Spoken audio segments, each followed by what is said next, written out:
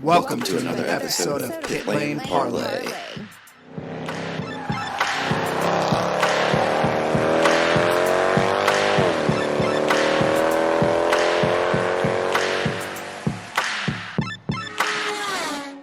And welcome to another episode of Pit Lane Parlay. My name is host Mike Jokum. Jess and Matt are joining me. We have plenty to go over tonight. Brought to you by gripmat.com, the world's first flexible non-slip tool mat that makes a great gift for the person who loves to work on their car or motorcycle. Use promo code PLPTV for 10% off your order. We'll start with a Ryan Newman update since the last time that you guys heard us record last week. He walked out of the hospital Wednesday.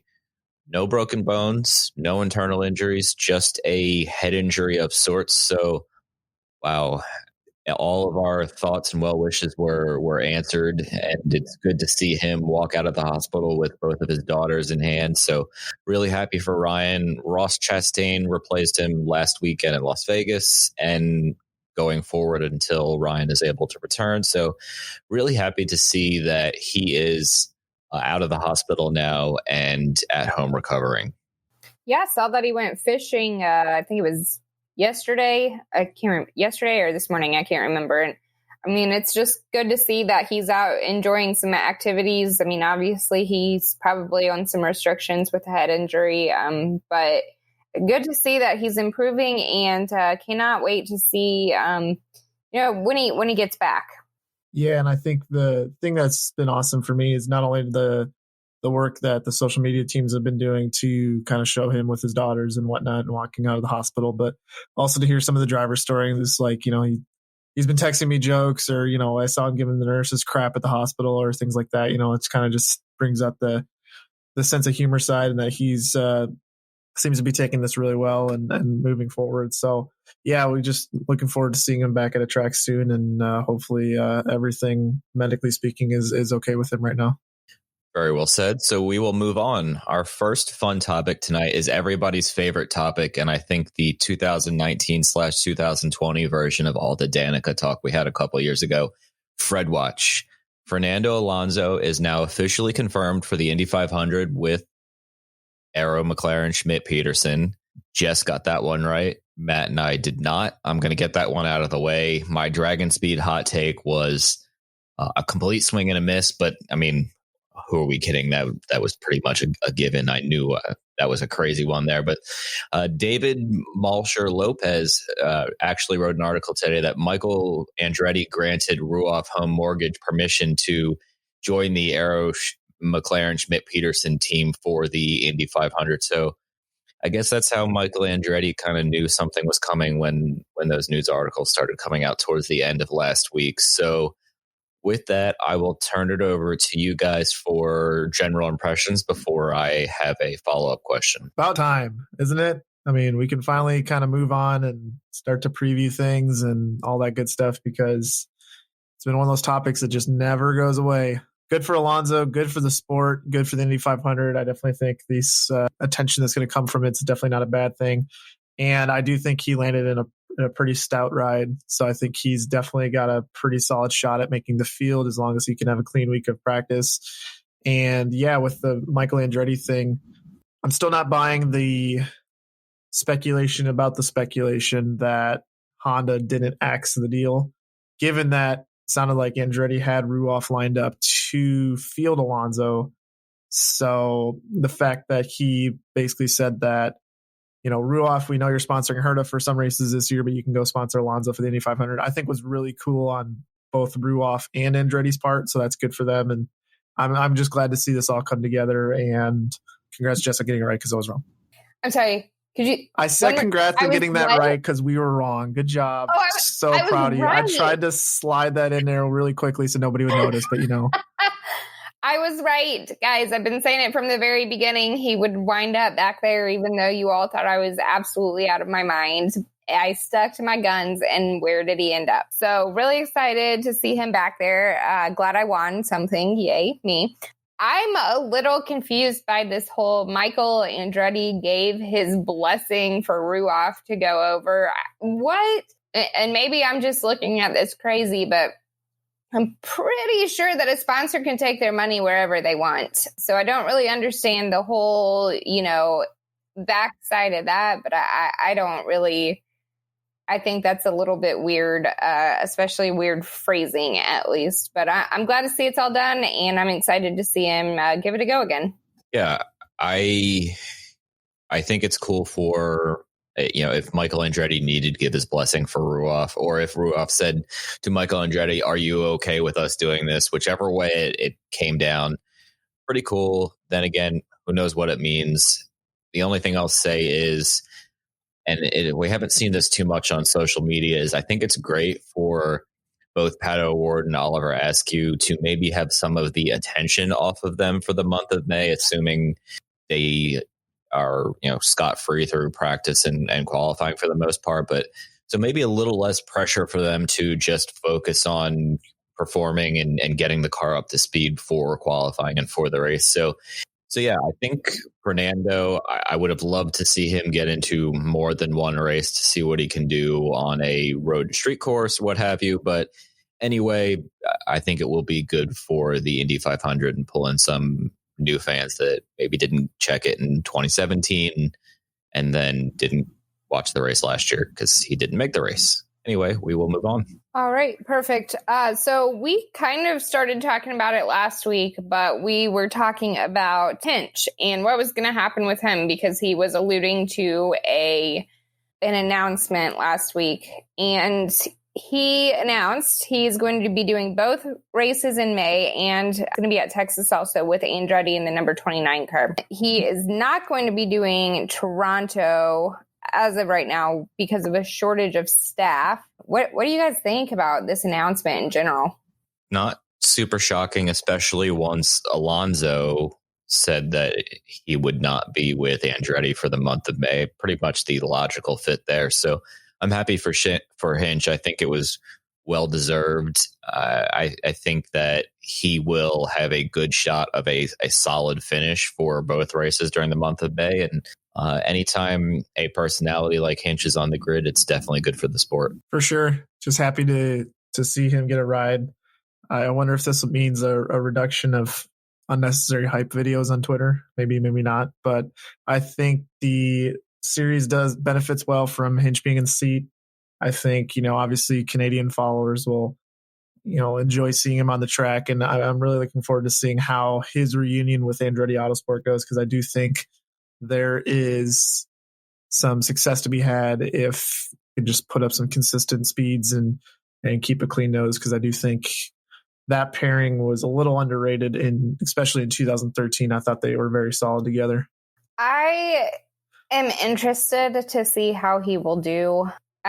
Honestly, I think that this Alonso news that we had today was kind of a blessing for him because, like you said, with Pato and Askew, I feel like it might take a little bit of pressure off of him during the month of May with all the, attention going to be on Alonso. So that'll be interesting to see how it all works out.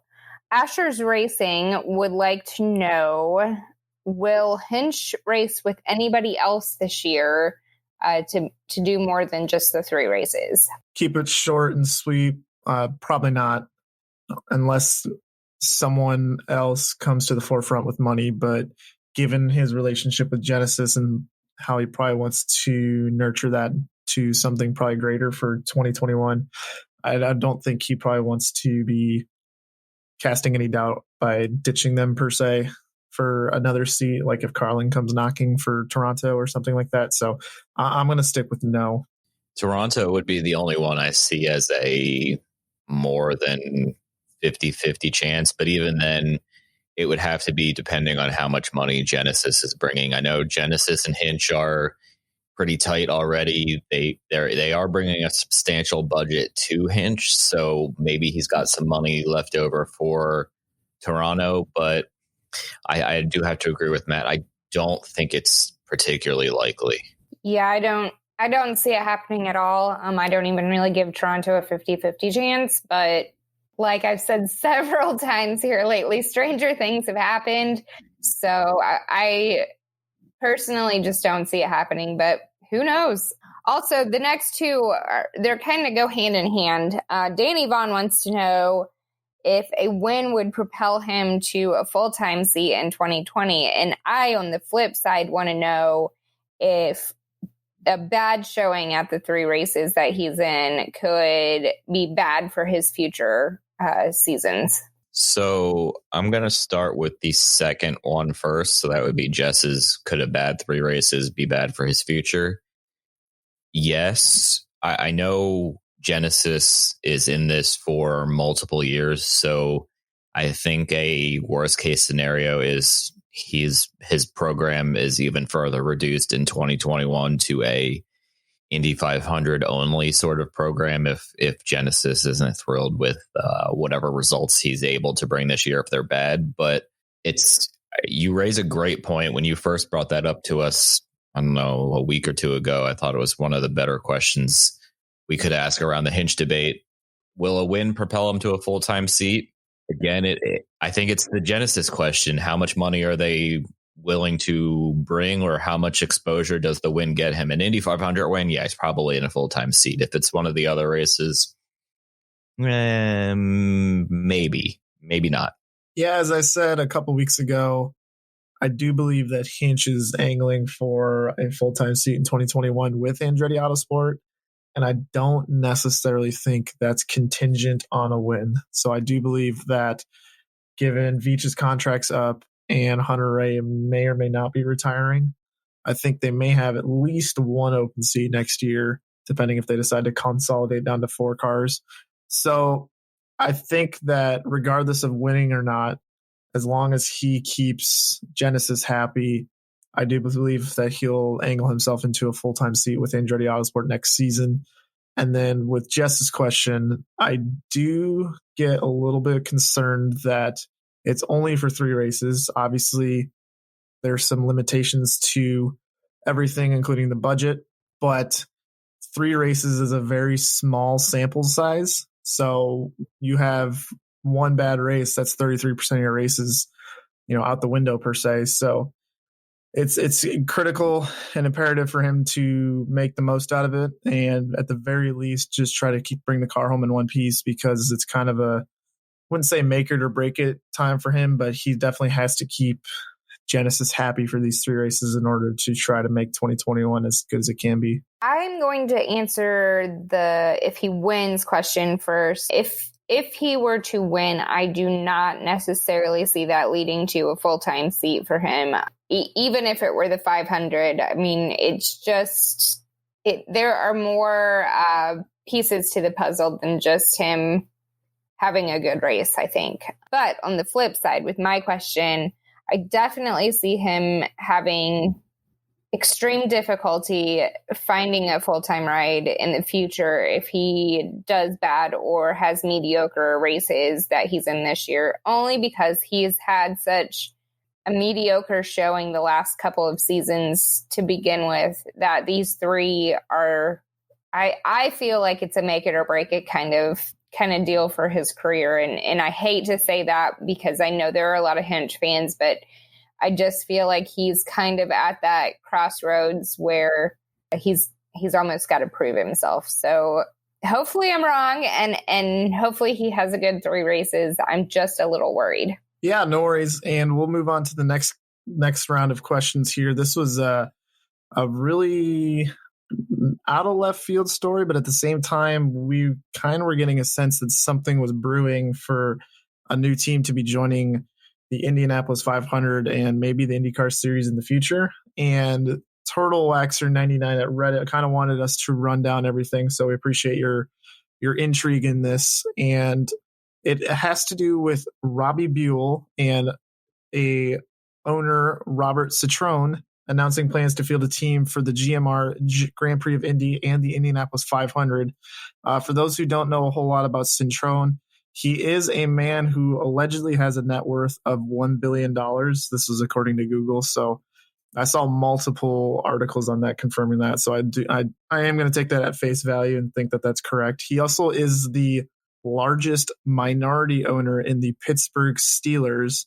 Obviously a successful businessman with a lot of net worth, but there was no info on any of the drivers they would be picking, if it would be one, if it'd be multiple drivers, one for each race. It is believed that they're going to be using Honda engines, but with Robbie Buhl's guidance, having been in the sport for many, many years, expecting some good things about this team when they hit the track. So guys, what do you think? Any surprises from you guys? Are you shocked by the partnership that formulated here? I mean, what are you guys' general thoughts about this? The partnership, I think, is kind of out of left field. I mean, I don't know that I've ever heard of Citroën ever having any previous interest in racing, but I mean, maybe he has, and he's just been kind of in the shadows. I just didn't hear about it. So I think that's kind of out of left field. I guess that would be a surprise to me. Robbie Buhl coming back, kind of not really surprising. Hope that it's a good pairing, and I hope that they do well. I think it'll be interesting to see if after this season, maybe they try to do more races. Obviously, this year it seems kind of silly, given that we're getting ready to get new chassis next year. But who knows? I mean, maybe they'll have fun at this outing and decide that they want to try a couple more races this year. Yeah, definitely a very surprising announcement. And thanks to my brother, Robert Citrone, is a very well-known venture capitalist in whatever finance world he does there. But I'm intrigued to see how it plays out. I think it'll be Indy only this year, but yeah, it's pretty cool to see a new team pop up. We'd heard some kind of rumblings over the last, month to 6 weeks that something was going to happen, but hearing Robbie Buhl's name attached to it is definitely not something I could have ever predicted. I guess if I was starting a team with somebody, I wish the person I'd starting a team with was a billionaire. Definitely doesn't hurt. Good for Robbie Buhl, and hopefully Robert sticks around for the long haul, because I think that given the opportunity before them, that they can have a lot of fun and build something special. And I may be getting ahead of myself here, but establishing themselves within the IndyCar field, because I think it could be something that works really well, because I have a lot of faith in Robbie Buhl. So we'll keep our eyes on that. And for sure, with the driver side of things, we got to wait to see who they announce as far as engine. Again, believing Honda. Driver, not confirmed yet. Somebody, I believe, at Racer Magazine mentioned a team partnership of some kind. And I know Mike had some thoughts in general and some rumblings about who may or may not be driving for that team, ? Yes, to answer your question mark, back 4 and 6 weeks ago or so, somebody had mentioned to me that potentially Sebastian Bourdais was looking for a quote-unquote mystery team to enter the fold for the Grand Prix of Indy and the Indy 500. So that was what I heard. I don't know if it's true or not, but just passing along some information that Jess and I heard a handful of weeks ago. It would be interesting to see it play out that way. I would definitely not be mad to see Sebastian get some more seat time this season. Look at us kind of breaking kind of some sort of new news out there. Look how far we've come. Isn't that great? Yeah, it's very different than that first episode that Jess and I bumbled through about 2.5 years ago that thankfully is not on iTunes anymore. I saved it. And will probably never, ever, ever surface again if I have my way. Actually, it's on a broken laptop, so it's never going to surface again. Anyway, we'll do a quick Team Pit Lane shout out here. And before I get to stump the host, let's see here. Let's give a special shout out to our pal, not the author, Stephen King, as he preps to move down to Australia, I think sometime in the next couple of weeks. We will miss seeing him and his amazing photography skills at the track this year and going forward. Hopefully we see him at some point. Shout out to David Lighting, and last but not least, shout out to our pal Mark Van Niekerk. So it's time for Stump the Host. And since we are a couple weeks away from St. Pete, I thought I'd give a St. Pete question here. I don't think this one is super tough, but maybe I could be wrong. It's not one of my patented, oh, this isn't tough, and then it's a complete impossible question here. So 2 drivers have won the race starting from the pole. Can you name them? What race? St. Pete. You just said 2 drivers. Okay. He said it because St. Pete was a couple weeks away. Okay. I thought that was clear, but I do understand your point there. So go ahead, Matt. Willpower. That is one. Hang on, I need to think about the second one here for a second. The year was 2007. The date was April Fool's. God. Is that Elio? It was. I thought that was, well, Elio Castroneves is my walking April Fool's joke. So it was fitting. With that being said, I will jump right into the next part.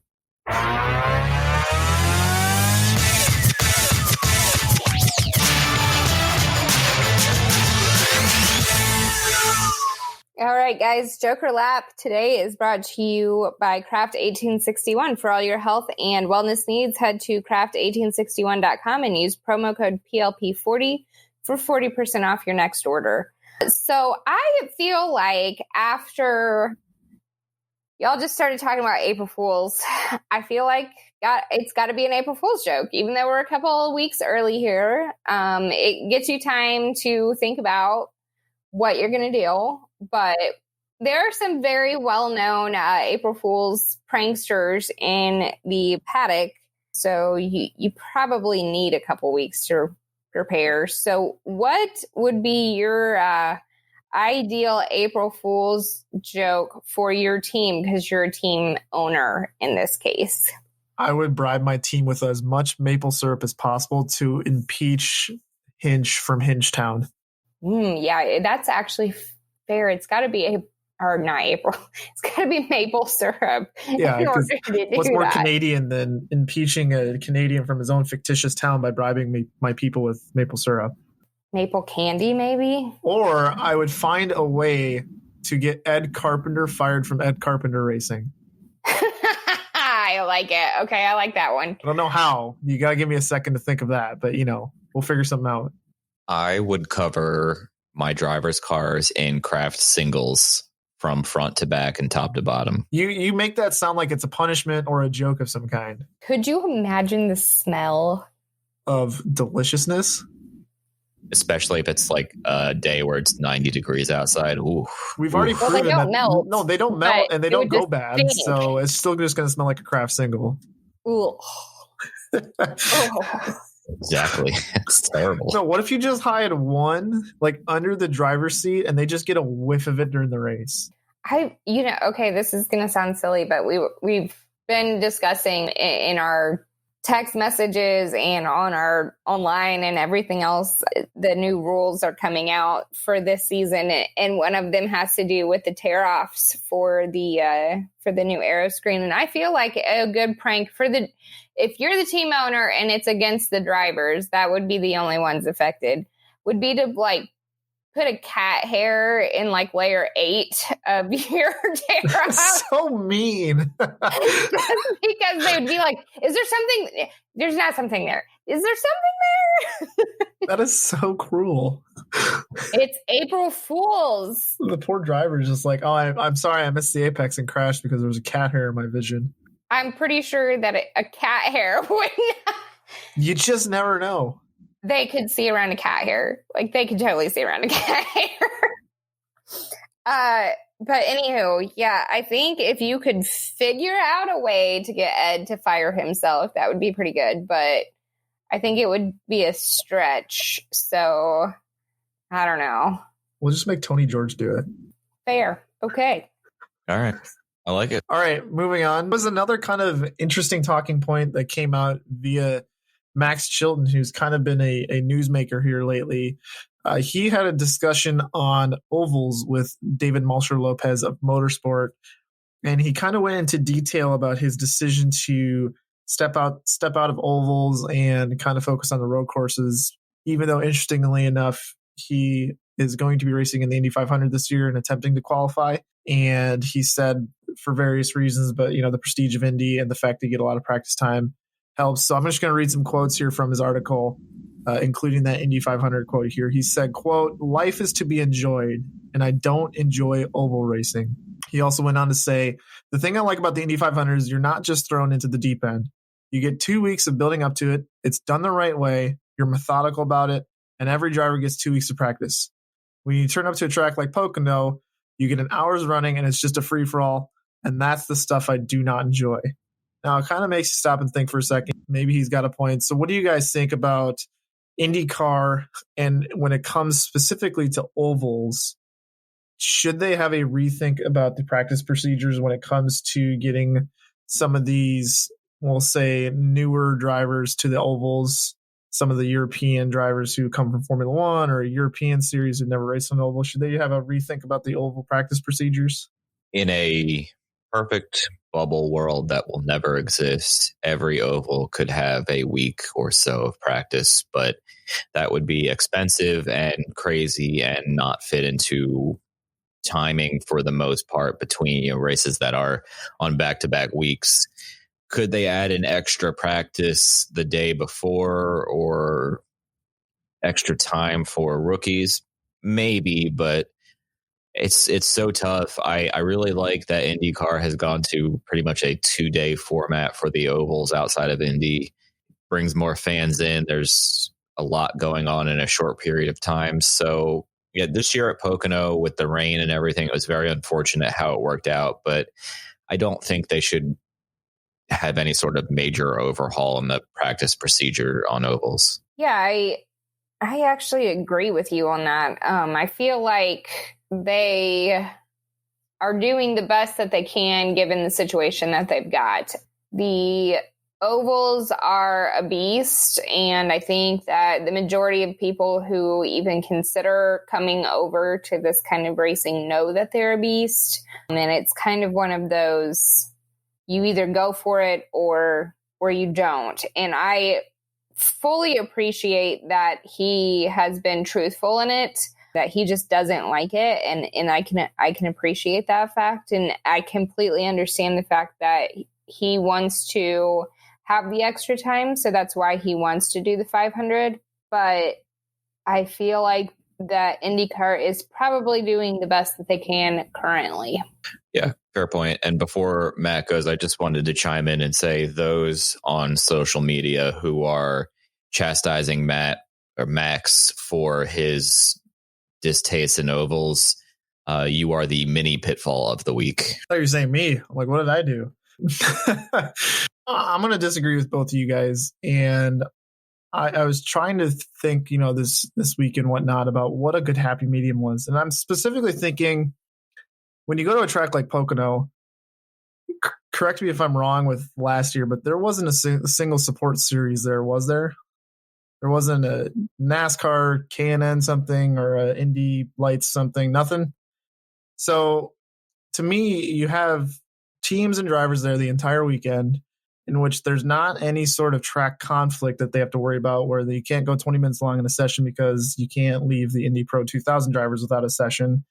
So I don't understand why, other than maybe just costs with tires and engines and whatnot, why you can't extend the session to 2.5 to 3 hours, especially at Pocono one of these last years where it rained.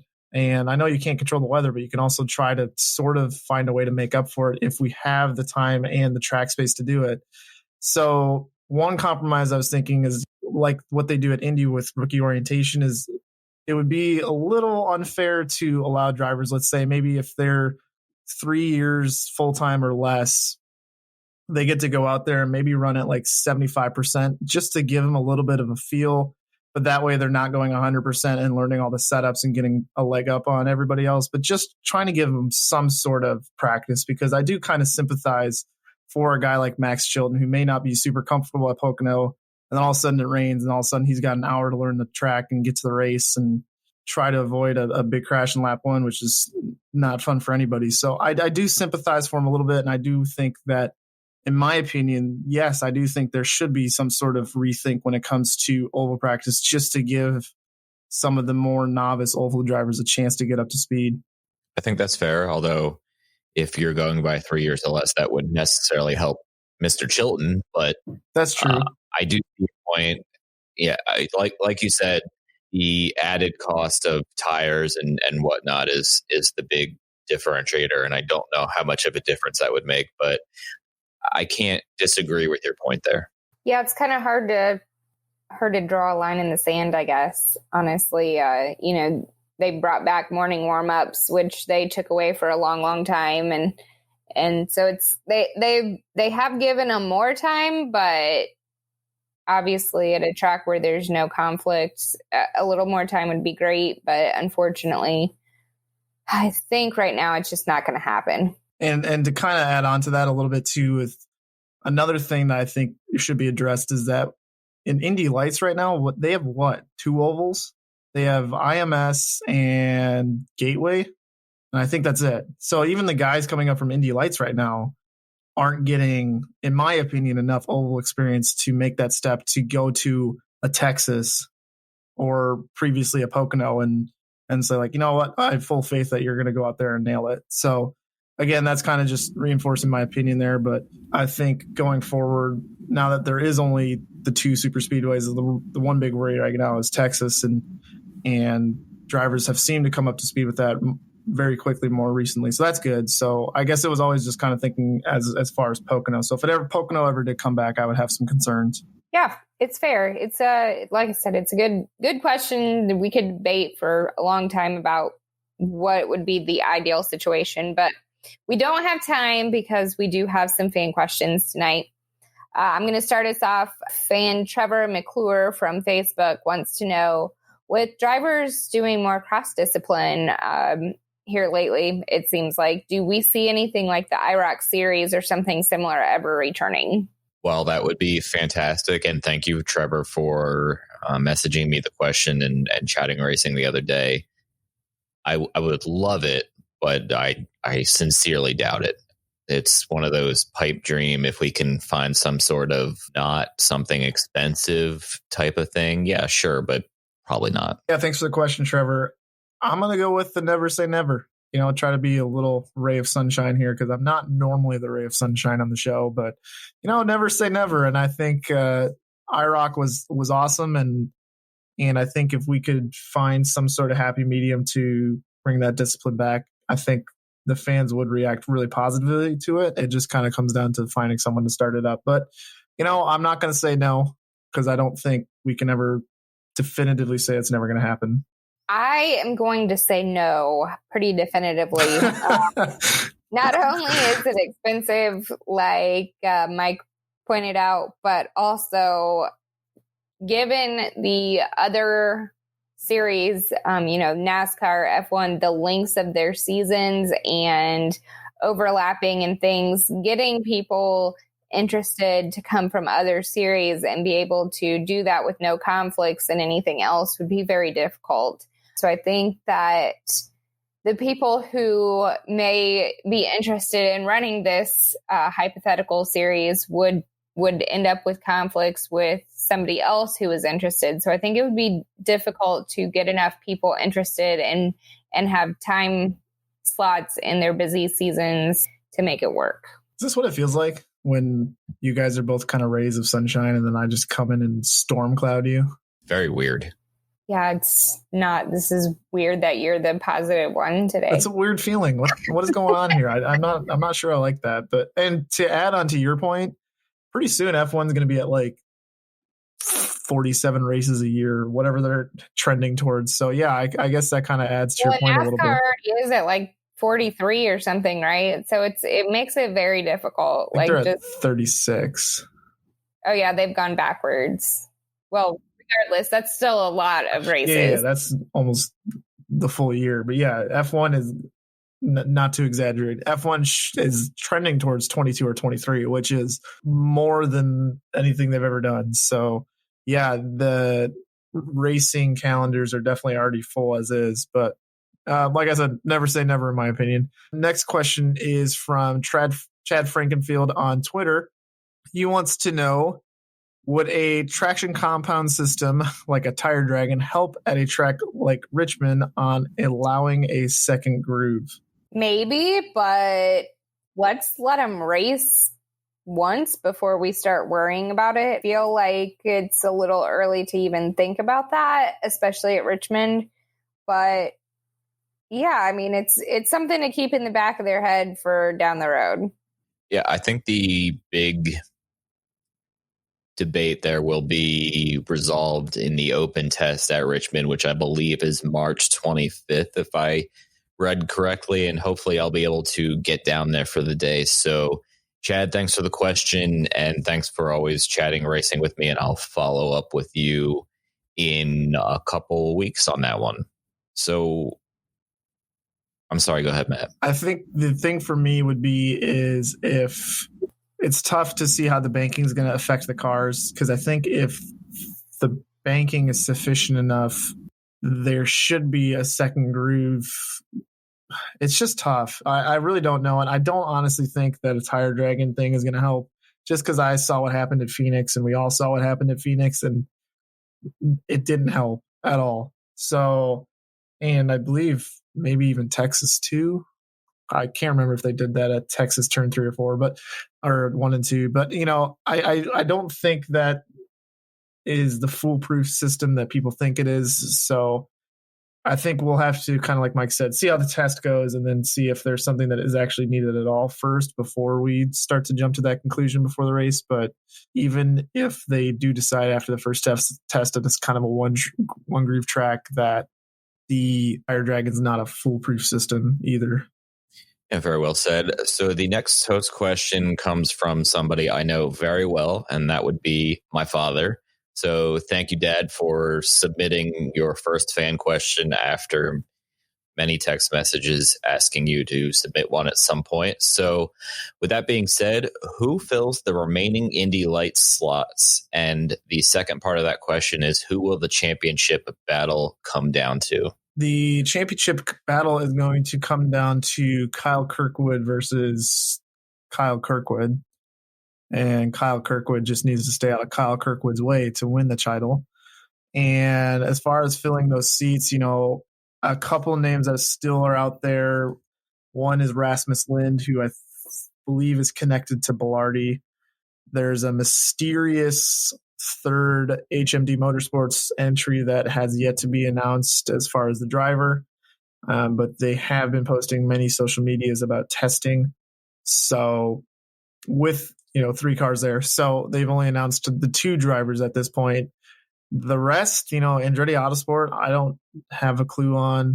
There's a Belardi or 2 that maybe filled that I don't have a clue on. There's an exclusive Motorsport entry that maybe filled that I don't have a clue on. Juncos may come out of nowhere with, I don't want to say Victor Franzoni.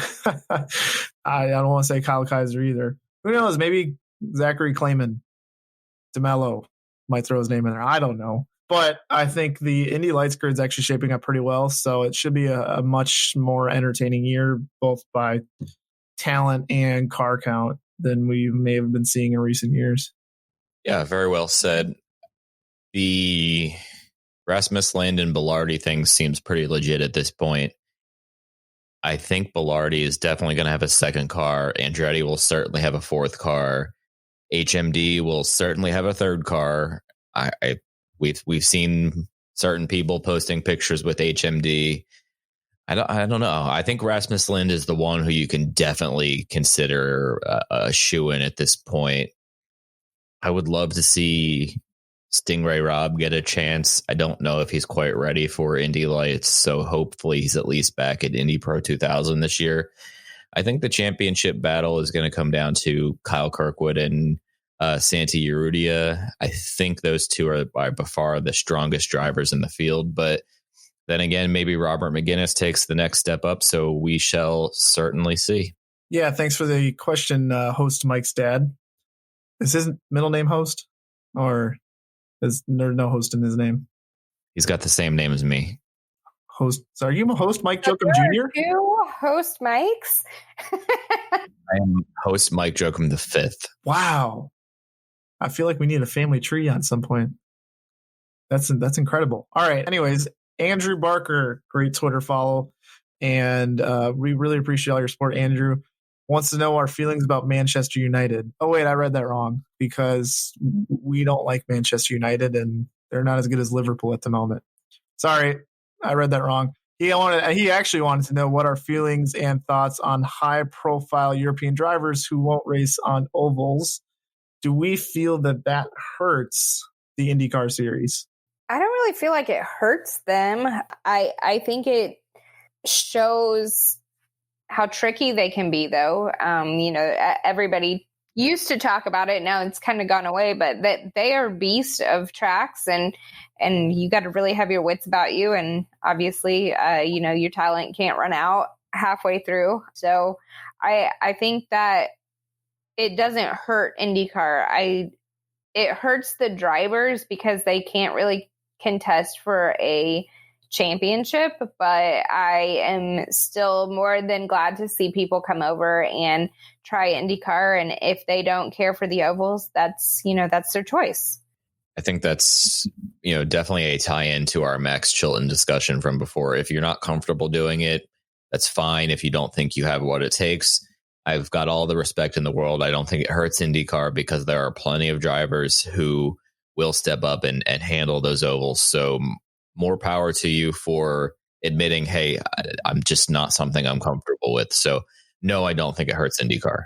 Agree. I think two things on that. First is that I think it's important for IndyCar to stay true to themselves and that oval racing has always been a part of the sport as well as road course racing. So to continue to reduce ovals in order to maybe appease some of the European talents, I think would be a mistake. Maybe like a Daniel Ricciardo or whoever. I don't think that would be good for the sport. And then part two is that it's no secret that Indianapolis is probably, without a question, top 5 most dangerous closed course circuits in the world. The high speeds and the fact that things can go wrong very quickly. It's not a secret to anybody.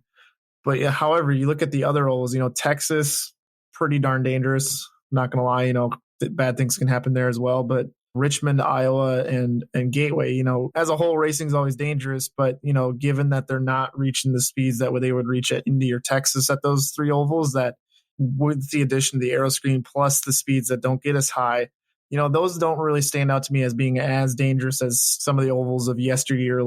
All right. Well, our next question is going to come from Jim Kaiser off of Facebook.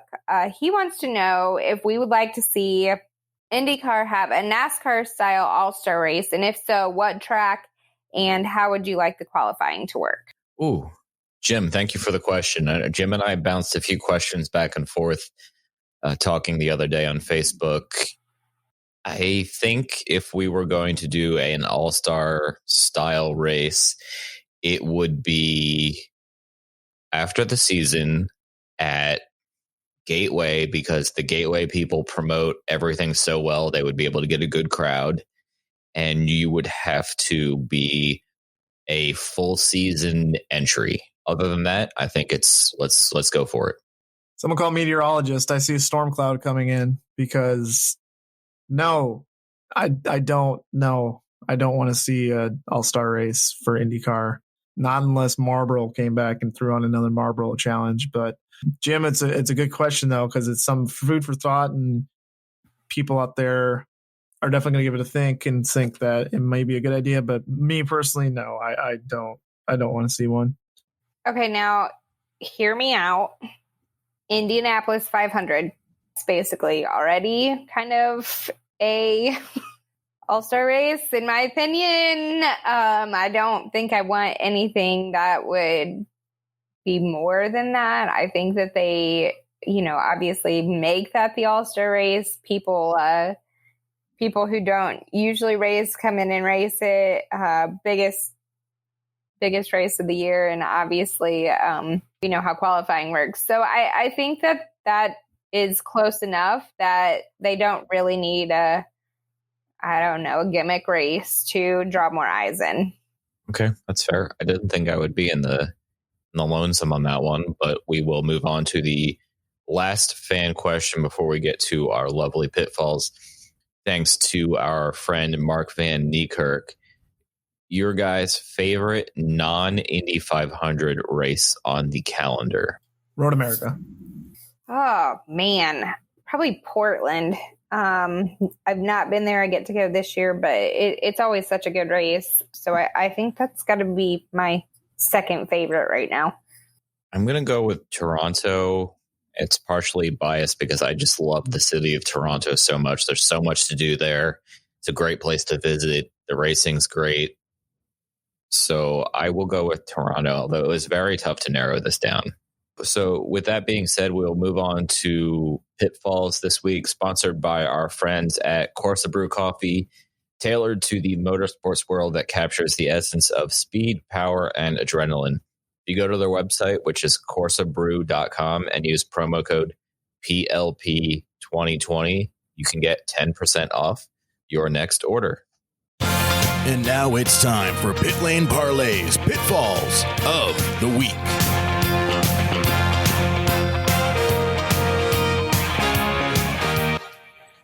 So I'm going to start it out this week, and I am going to pitfall Mercedes, but not for the reason that Matt is about to pitfall them.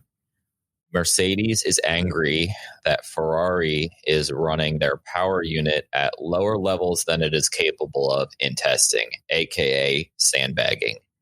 I don't know if Mercedes realizes this, but every motorsports team on the planet sandbags in some way in testing. Why do you care? You're going to win the championship anyway. Just going to leave it at that. Yeah. I mean, you can't hide once you get to the first race of the year. So it's not, I mean, who knows? Maybe Ferrari comes out and still a second and a half slower than everybody, you know, who knows? But I don't understand why they care so much. Yeah. I mean, who cares? Everybody does different things in testing. Maybe they weren't even really looking at anything that Mercedes was looking at. So whatevs. I'll go next since Mike segued me in here. Mine is actually, my first part here is applauding Mercedes. For those who didn't see it, they've had this crazy device added to their cars where if the driver on a straightaway pulls the steering wheel towards them, it actually brings the toe of the front wheels inwards towards the front wing, which reduces drag. And then when they get close to the first corner, they push the steering wheel back towards the cockpit and the wheels go back into their normal toe, which allows them to corner better. That is absolutely genius. I can't believe that no one's ever thought that they could do that. And better yet, F1 has already come out and said that it's going to be legal for 2020, but illegal for 2021. So they get to do this for one whole season, and the other teams only have 3 weeks to figure out some sort of kind of imitation system that they can try out.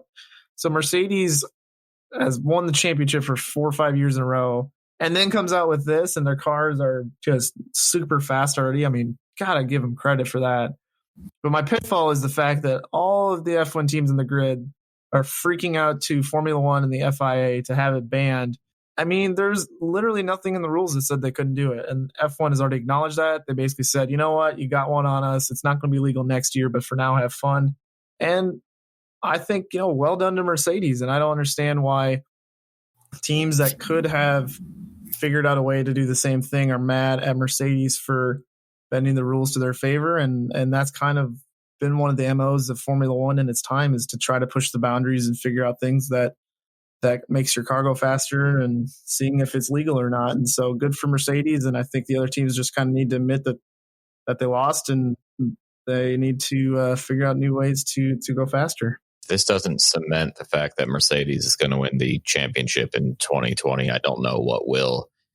But yes, Mercedes found something that was not against the rules, and they said, well, let's go for it, see what happens. And F1 said, yeah, that's cool for this year, but next year it's not cool. If you're complaining about the fact that it's not against the rules, I don't really have much to tell you other than it's your fault for not trying harder.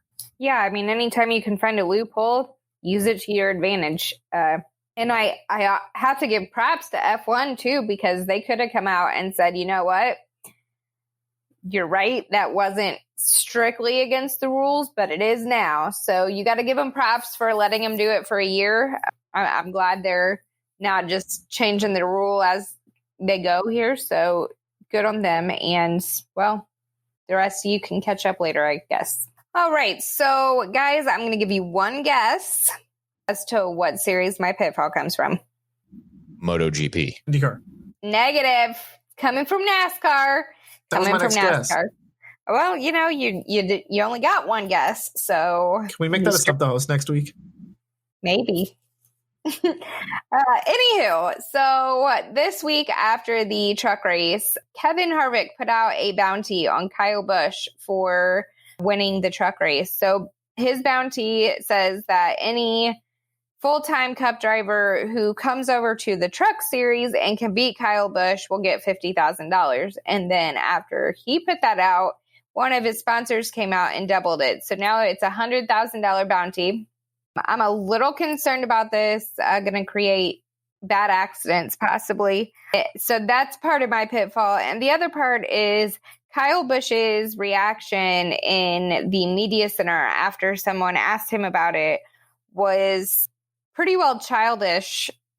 I mean, it was just like, nope, sorry, it's not going to count if I get wrecked.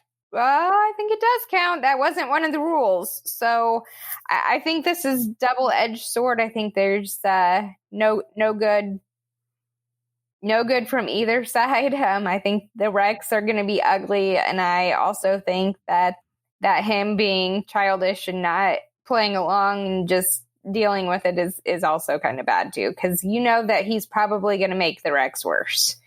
I have to be honest with you. I didn't think of the safety aspect of that when the whole announcement was coming out. I don't know, what was it, last week at this point, or over the weekend. But that's a great point, a very good point. And the fact that Kyle Busch had a childish response in a media interview afterwards surprises me as much as the fact that grass is green and the sky is blue. So fair. I'm just going to leave it at that. I mean, I'll tell you this: I'm not going to be watching. I know I am a one voice in a massive millions of voices, but it's not going to get me to tune in. So I guess that kind of tells you where I'm at with the whole thing. Also fair. Well, on that note, guys, I think it is time to wrap things up this week. We are now, by the time you're listening to this, there is 2 weeks to go until St. Pete. I hope everybody's ready. There is a ton of content coming from us this year. So be on the lookout for a couple more special announcements before the IndyCar season starts. Unless there's anything else, by the looks of you guys, there's not. Jess, go ahead and sign us off. And guys, keep your lug nuts tight.